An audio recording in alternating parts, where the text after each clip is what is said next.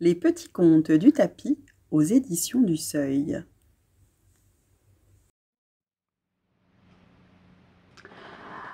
Adidwen et l'âne de l'ogresse, conté par Nora Asseval et illustré par Merlin.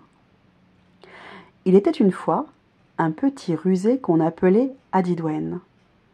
Il n'avait de cesse de narguer l'ogresse en lui empruntant son âne dès qu'elle avait le dos tourné. Il gambadait toute la journée à travers champs. Dès qu'il la voyait, il se sauvait.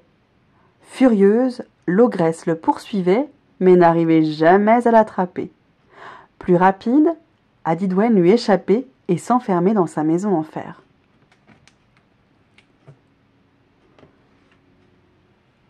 L'ogresse en pleurait de rage. « Ah, si je pouvais mettre la main sur ce chenapan qui fatigue mon âne, je le mettrais dans la marmite et j'en ferais un couscous. »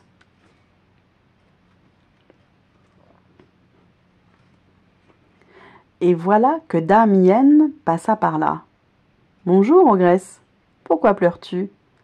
C'est Adidwen qui te cause du chagrin. Tu vois bien, si quelqu'un pouvait m'aider à l'attraper, je le récompenserais. » C'est simple. Il n'y a pas mieux que la moelle de la queue d'une hyène pour coller Adidwen sur le dos de l'âne. Ainsi, tu pourras t'en emparer.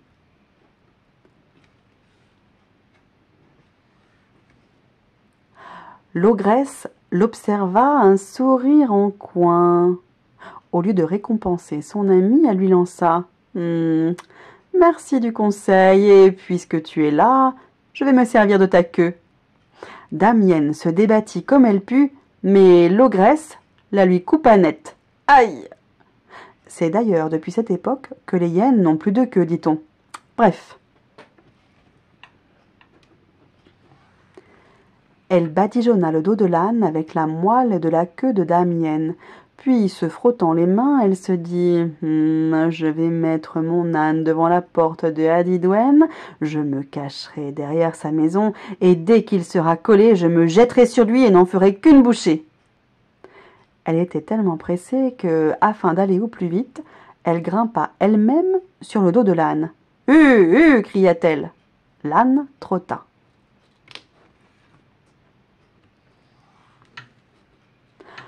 Une fois arrivée, elle voulut descendre, mais n'y parvint pas. Elle était collée. Adidwen, qui regardait par le trou de la serrure, riait. L'ogresse pestait. Une fois de plus, l'ogresse était victime de sa stupidité, et Adidwen le rusé continua à la narguer. Je le sais, parce qu'il m'a tout raconté.